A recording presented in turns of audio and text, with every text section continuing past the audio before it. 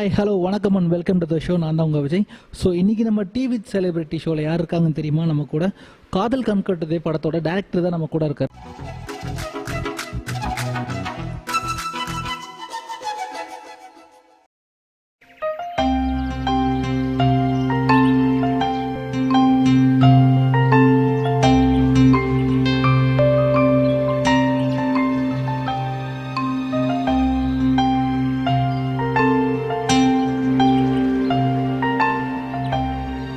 So உங்களை பற்றி சொல்லுங்கள் சார். நீங்கள் இப்போ எங்கே பிறந்தீங்க? ஸோ உங்களோட நேட்டிவ் எது?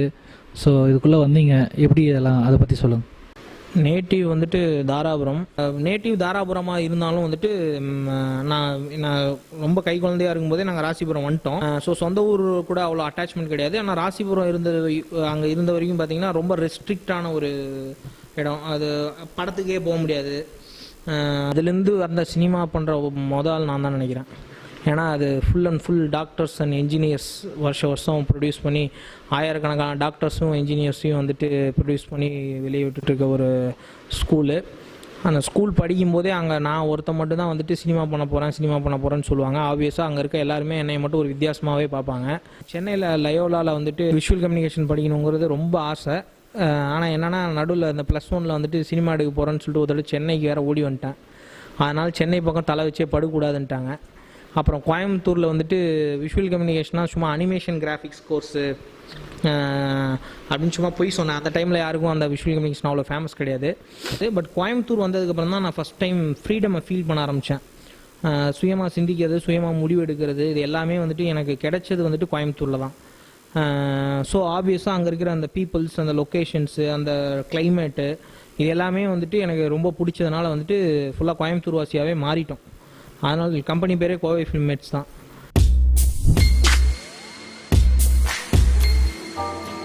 தமிழ் சினிமாவில் வாய்ப்பு கிடைக்கிறது அப்படின்னா சாதாரண விஷயம் கிடையாது. எல்லாருமே பார்த்திங்கன்னா ஊர்லேருந்தே கிளம்பி சினிமாவில் ஏதாவது ஒரு படம் எடுத்து ஆகணும் அப்படின்னு சொல்லிட்டு ரொம்ப ட்ரை பண்ணிகிட்டு இருக்காங்க. ஸோ அந்த சான்ஸ் உங்களுக்கு ரொம்ப ஈஸியாக கிடச்சிருக்கு. ஸோ அதை நீங்கள் எப்படி நினைக்கிறீங்க? திரும்பவும் சொல்கிறேன், ரொம்ப ஈஸியாக சான்ஸ் கிடைக்கல. ரொம்ப கஷ்டப்பட்டு அந்த சான்சஸ் வந்துட்டு நாங்கள் உருவாக்கிக்கிட்டோம். நாமளும் ரொம்ப கஷ்டப்பட்டு ரொம்ப நிறைய சம்பாரிச்சு ரொம்ப சந்தோஷமாக இருக்கணும். ரொம்ப சந்தோஷமாக இருக்க, ரொம்ப காசு தேவையில்லை துல்லியா. அதுதான் விஷயம். ஒன்று. ரெண்டாவது வந்துட்டு இப்போ நம்ம ஒரு விஷயம் பண்ணணும்னு முடிவு பண்ணிட்டா அப்படின்னா அதுக்கான தேடலும் அதுக்கான லேர்னிங்ன்ற ஒரு விஷயம் இருக்கணும். இப்போது நிறையா பேர் இண்டிபெண்டன்ட் ஃபிலிம்ஸ் வந்துட்டு வராங்க, இது பண்ணுறாங்க, சின்ன சின்ன படங்கள் வருது. ஒரு சில படங்கள்லாம் வந்துட்டு இன்ஸ்பிரேஷனாக எங்களுக்கு மாறி இருக்குது. ஃபார் எக்ஸாம்பிள் உரியடி, மெட்ரோ, இந்த படங்கள்லாம் பார்த்தீங்க அப்படின்னா சின்ன பட்ஜெட்டில் பண்ணப்பட்ட ஒரு நல்ல குவாலிட்டியான படங்கள். அதெல்லாம் எங்களுக்கு இன்ஸ்பிரேஷனாக இருக்குது. ஆனால் அதே சமயத்தில் சின்ன பட்ஜெட்டில் படம் பண்ணுறோன்னு வந்துட்டு படத்தை வந்துட்டு சொதப்பிடக்கூடாதுங்கிறதுக்கும் அந்த மாதிரி இன்ஸ்பிரேஷனாக இல்லாமல் நிறைய சொதப்பல் படங்கள் ஏகப்பட்டது இருக்குது. Reporter Athulya from Dinakathir sir. நீங்களா எதுக்கு இந்த ஃபீல்டை சூஸ் பண்ணுறீங்க? ஏன் இல்லை, பொதுவாக பொண்ணுங்களுக்கு தான் சமூக அறிவே கிடையாது, அதான் கேட்டேன். பசங்களுக்கு அறிவே கிடையாது. அதுக்கு என்ன காரணம் அப்படின்னா பார்த்தீங்கன்னா அவங்க முறையான ஒரு லேர்னிங் இல்லைன்னு நான் நினைக்கிறேன்.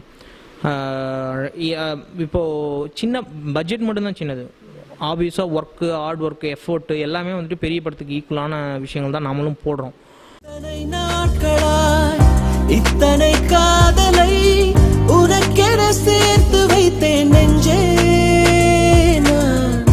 எத்தனை ஆழமாய் இத்தனை ஆசையை எனக்குள்ளே நான் மறை. காதல் ஆரம்பிச்சு கூடல் முடிஞ்சோன்னு ஊடல் ஆரம்பிச்சிருக்கு. காரணம் ஒரு பெரிய பட்ஜெட் மூவிக்கு வந்துட்டு அவங்க போடுற அந்த பெரிய அமௌண்ட் வந்துட்டு ஒரு விஷயம்னா, இந்த மாதிரி சின்ன பட்ஜெட் மூவிகளுக்கு நாம் போடுற சின்ன பட்ஜெட்டுமே வந்துட்டு ஒரு பெரிய அமௌண்ட்டு தான் நம்மளை பொறுத்த வரைக்கும். ஸோ வந்துட்டு ரொம்ப அடக்கமாக செலவு பண்ணணும். ரெண்டாவது வந்துட்டு அந்த செலவுலேயே வந்துட்டு தரம் எந்த விதத்துலையும் குறையக்கூடாது. யாருக்கும் வந்துட்டு நம்ம எப்படி மேக் பண்ணோங்கிறது தேவையில்லை. நம்ம வந்துட்டு இவங்க இப்படி கஷ்டப்பட்டோம் அதெல்லாம் யாருக்குமே தேவையில்லை. அவங்களுக்கு தேவை ஒரு குட் ப்ராடக்ட். ஒரு நல்ல ப்ராடக்ட் இருந்ததுன்னா அவங்க கண்டிப்பாக சப்போர்ட் பண்ணுவாங்க. அதை வந்துட்டு எங்களால் இப்போ நாங்கள் அதை முன்னாடியே நம்பணும். அந்த நம்பிக்கை வீண் போகலன்னு நினைக்கிறோம். ஒரு குவாலிட்டியான ஒரு ட்ரெய்லர், டீசர் வந்தோடனே வந்துட்டு அது பீப்புளோட சப்போர்ட் நாங்கள் எதிர்பார்த்ததை விடவே அதிகமாக இருந்தது. ஸோ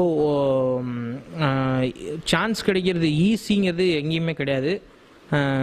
நம்ம வந்துட்டு எந்த வழி, அதுக்கு நிறையா வழி இருக்குது. இப்போ லேட்டஸ்ட்டாக வந்து பார்த்திங்கன்னா இந்த மாதிரி ஷார்ட் ஃபிலிம்ஸ் எடுக்கிறாங்க, அதை வச்சு ஃபீச்சர்ஸ் ஃபிலிம்ஸ் பண்ணிடுறாங்க. முன்னாடி வந்துட்டு போய் டேரக்டர் அசிஸ்டன்ட் டேரக்டராக இருந்து அந்த மாதிரி பண்ணிகிட்ருப்பாங்க. அந்த பாதை மாறிக்கிட்டே தான் இருக்குது. பட் நம்ம நிலச்சி நிற்கிறதுன்றது வந்துட்டு நம்மளோட ஹார்ட் ஒர்க்கும் குவாலிட்டிலையும் தான் இருக்குது அப்படின்னு நான் நம்புகிறேன். ஆடியன்ஸ்க்கு வந்துட்டு சின்ன பட்ஜெட், பெரிய ஹீரோ, சின்ன ஹீரோ இந்த மாதிரியான எந்த விதமான ரெஸ்ட்ரிக்ஷன்ஸும் இல்லை அப்படின்னு நான் ரொம்ப ரொம்ப கான்ஃபிடென்ட்டாக நம்புகிறேன். காரணம் உண்மையான முகங்கள் தெரியாது. அம்மா மாதிரி பாத்துக்கிறேன், அப்பா மாதிரி பாத்துக்கிறேன், சும்மா பேசி பேசி ஏமாத்திட்டு இருக்கா லைக். உங்க அப்பன மாதிரி நானும் லூசா இருக்க முடியாதுல்ல. பரோட்டாசி மாசண்டா சிக்கன் மட்டன் போய் ஏதாவது சாப்பிடாத என்ன. வாட்ஸ்அப்ல 11 மணி வரைக்கும் ஆன்லைன், ஆனா எனக்கு மட்டும் மெசேஜே வரல. இது நான் பண்ணி தை தக்கன்னு குளிச்சிருக்கல. கரெக்டு தான்டா. பசங்களை கன்ஃபியூஷன்லேயே வச்சிருந்தா தானே பொண்ணுங்க தெளிவாக யூஸ் பண்ண முடியும். ஒரு டீமை ஹேண்டில் பண்ணுற அந்த எக்ஸ்பீரியன்ஸ் உங்களுக்கு எப்படி இது சார் இருந்தது?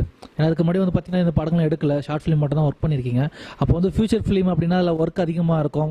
ஸோ எப்படி சொல்கிறது, ப்ரொடக்ஷனில் இருந்து எல்லாருமே நீங்கள் தான் ஹேண்டில் பண்ண வேண்டியது இருக்கும். அந்த எக்ஸ்பீரியன்ஸ் எப்படி இருந்தது, உங்களால் ஹேண்டில் பண்ண முடிஞ்சதா? ஆக்சுவலாக நான் காலேஜ் டிஸ்கன்யூ பண்ணிட்டு அந்த டைமில் வந்துட்டு ஈவெண்ட் மேனேஜ்மெண்ட்டில் இருந்தேன். நான் ஈவெண்ட் மேனேஜ்மெண்ட்டில் இருந்தோம். அப்போது வந்துட்டு நிறைய ஈவெண்ட்ஸ் போவோம், பெரிய பெரிய கம்பெனிஸோட ஈவெண்ட்ஸு.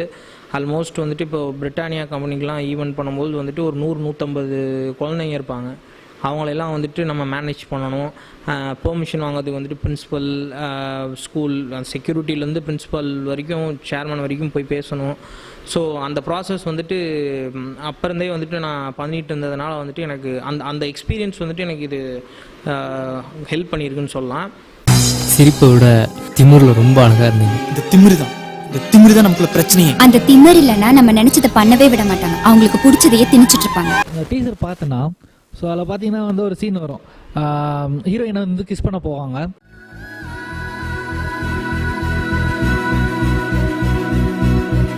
டேய் தம் அடிச்சியா?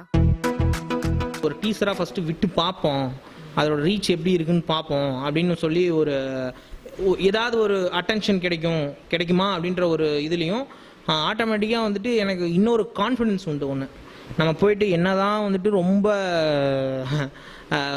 சீரியஸாக ஒரு நல்ல விஷயத்த சொன்னாலும் கேட்க மாட்டாங்க அப்படின்றது எனக்கு நல்லா தெரியும். அட்வைஸ் பண்ணால் நம்ம, அதுவும் நம்மள மாதிரி யங்ஸ்டர்ஸ்க்கு வந்துட்டு எனக்கே ஏறாது, எனக்கு பிடிக்கவும் பிடிக்காது. அதை கொஞ்சம் ஹியூமரஸாக சொன்னோம்னா வந்துட்டு அட்லீஸ்ட் ஏதாவது ஒரு ரீச் கிடைக்குமே அப்படின்னு ஒரு கான்ஃபிடென்ஸ் இருந்தது. ஸோ அந்த கான்ஃபிடென்ஸ், ஒரு படத்துக்கு ஒரு அட்டென்ஷன், அது ஒரு க்யூட்டாக வந்துட்டு ஒரு நல்ல விஷயத்த சொல்லி பார்ப்போமேங்கிற ஒரு எண்ணம். அனிருத் இந்த படத்தில் நடிச்சிருக்கான். அவன் வந்துட்டு ஒரு ஐடியா கொடுத்தான். படத்தில் ப்ரொபோசல் சீன் வரும்போது வந்துட்டு love is injurious to health life அப்படின்னு சொல்லி ஒரு டேக் போடலானா அப்படின்னு சொல்லி ஒரு ஐடியா கொடுத்தான். காதல் கண்கட்டுது இந்த டைட்டிலே கேட்கறதுக்கு நல்லா இருக்கு. ஸோ இதை எப்படி சூஸ் பண்ணி எடுத்தீங்க? இந்த டைட்டில் தான், இந்த படத்துக்கு இந்த டைட்டில் தான் வைக்கணும் அப்படின்னு எப்படி சூஸ் பண்ணீங்க? டைட்டில் வந்துட்டு நிறைய ஆப்ஷன்ஸ் இருந்தது. நாங்கள் உண்மையாலுமே சொல்ல போனால் வந்துட்டு இந்த டைட்டிலோட வந்துட்டு இன்னும் நிறையா நல்ல டைட்டில்ஸ் எங்கிட்ட இருந்தது. ஆனால் எந்த டைட்டில் கேட்டாலும் ரெஜிஸ்டர் ஆகிருக்கு. ஒரு 12-13 டைட்டில் ரிஜெக்ட் பண்ணிட்டாங்க. ரொம்ப வெக்ஸ் ஆகி வேறு வழியே இல்லை அப்படின்னதுக்கப்புறம் ஓகே, அதுக்கு மேலே டைட்டில்ஸ் யோசிக்கவே முடியலை. அந்த ஒரு சுச்சுவேஷனுக்கு போனதுக்கப்புறமேல் தான் ஓகே, நம்ம சாங்ஸில் வந்துட்டு ஏதாவது டைட்டில் தேடுவோம், அதுதான் இப்போ ட்ரெண்டாக இருக்குது அப்படின்ட்டு நாங்கள் சாங்ஸில் வந்துட்டு டைட்டில் தேட ஆரம்பித்தோம். எனக்கு அந்த கிளைமேக்ஸ் முடியும் பொழுது வந்துட்டு படத்தோட பேர் போட்டால் பக்காவாக பொருந்துகிற மாதிரி வந்துட்டு இந்த வேர்டு வந்துட்டு கேட்சியாக இருந்தது. ஸோ இது கரெக்டாக ஃபிட் ஆகும் அப்படின்ற ஒரு தாட்டு வந்ததுனால வந்துட்டு ஓகே, இதை ட்ரை பண்ணி பார்ப்போம்னு சொல்லி ட்ரை பண்ணோம்.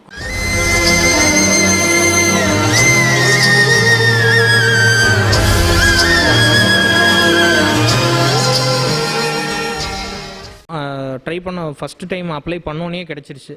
ஸோ ஆட்டோமேட்டிக்காக வந்துட்டு இதையே ஃபிக்ஸ் பண்ணிட்டோம். லொக்கேஷன்லாம் பார்த்தீங்கன்னா ஊட்டி சைடு தான் வந்து கவர் பண்ணியிருக்கீங்க. ஸோ ஊட்டியில் எடுத்த எக்ஸ்பீரியன்ஸ் எப்படி இருந்தது? ஒரு லாங் டிரைவ் கோயம்புத்தூர்லேருந்து ஊட்டிக்கு ஒரு டீ கால் போனால் எப்படி இருக்கும்? ஊட்டி வந்துட்டு ஆக்சுவலாக ஒரு சாங்கு, சில சீன்ஸ் மட்டும்தான் ஊட்டியில் எடுத்திருக்கோம். மற்றதெல்லாம் கோயம்புத்தூர், பொள்ளாச்சி இங்கே தான் எடுத்திருக்கோம்.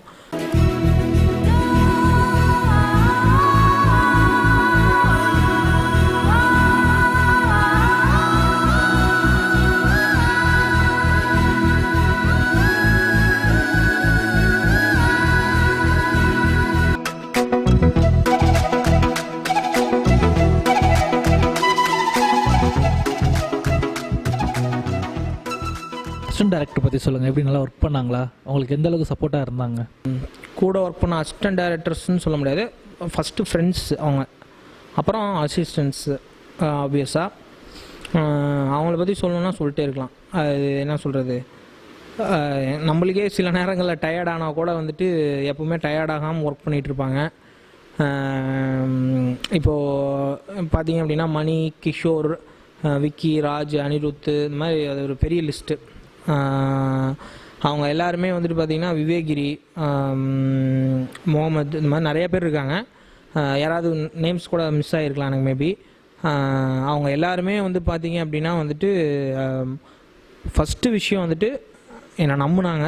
ரெண்டாவது விஷயம் வந்துட்டு என்னை சகிச்சுக்கிட்டாங்க. நம்ம பண்ணுறது எல்லா டைமும் நம்ம கரெக்டாக பண்ணுவோம்னு சொல்ல முடியாது, ரைட்டோ தப்போ சகிச்சுக்கிட்டாங்க, நம்பினாங்க. ஸோ மேக்ஸிமம் அந்த நம்பிக்கையை நான் காப்பாற்றிட்டேன்னு தான் நான் நினைக்கிறேன். எந்த இடத்துலையும் வந்துட்டு சில பேர்த்து சில விஷயங்கள் ஹர்ட் பண்ணும், நிறையா விஷயங்கள் இருக்கும். ஆனால் மேக்ஸிமம் வந்துட்டு நான் அந்த நம்பிக்கை காப்பாற்றிட்டேன்னு தான் நினைக்கிறேன்.